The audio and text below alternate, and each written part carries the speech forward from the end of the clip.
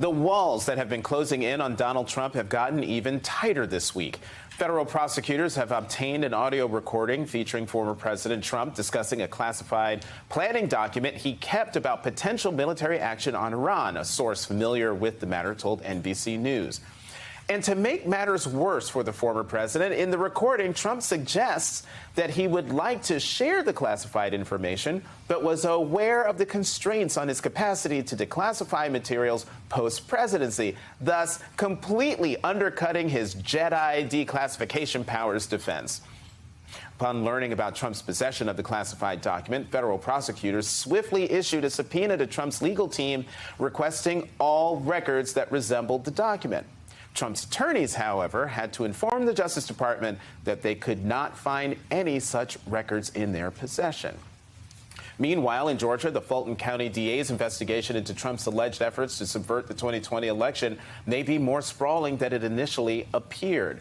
The Washington Post reports that the Georgia probe has now broadened to include activities in D.C. and other states, signaling that prosecutors may be building a wide-ranging case under Georgia's racketeering laws. Joining me now, MSNBC legal analyst and former federal prosecutor Glenn Kirshner. He is also host of the Justice Matters podcast. Glenn, thank you very much for coming back to the Saturday show. Okay, first, this document.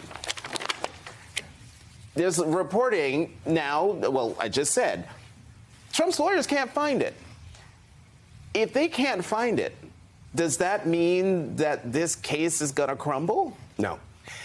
Depending on what the evidence shows, prosecutors will have an opportunity to portray it appropriately as incriminating. If they find it, they found it. And it's a classified document Donald Trump should not have taken with him when he left the White House, and he should not have been referring to it, waving it around, talking about its contents with people who had no security clearance. They didn't get to know one word of what was in that document he was waving around. So if they have it, it's incriminating. If they don't have it, and Donald Trump was referring to it and said it's classified, I can't show it to you, what did he do with it? Yeah, right. Did he destroy it?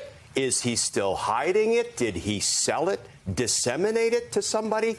So if the story goes one way based on the evidence, it's incriminating. If the story goes the other way, it may actually be more incriminating. I mean, even talking about a classified document is a problem. How significant is it that there is an audio recording of what we're talking about? It's huge, Jonathan. You know, I tried wiretap cases in the federal courthouse 3 blocks away, RICO cases, in fact.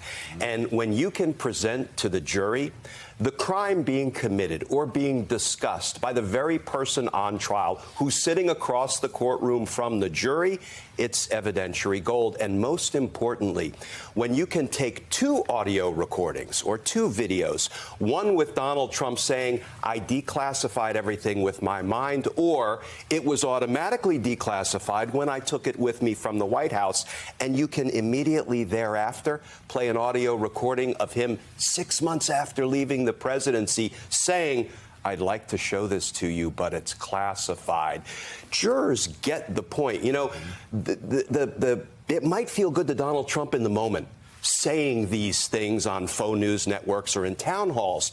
But boy, once prosecutors can surgically present this stuff to a jury, it's going to be like shooting fish in a barrel. So then how does his legal team prepare for this? Because, you know, audio recordings are tough to defend against, aren't they? Yes. In the normal instance, when you have this much incriminating evidence against the defendant, you know how you prepare for it?